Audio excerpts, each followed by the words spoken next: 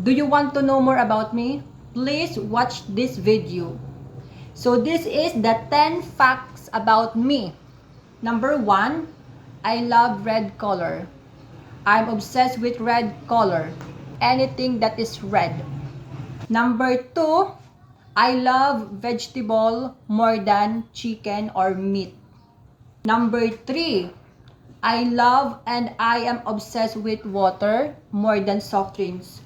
Number 4, I love bread over or more than rice. Number 5, I like singing more than dancing. Number 6, I love talking more than laughing. Number 7, I love watching comedy movie more than horror movie.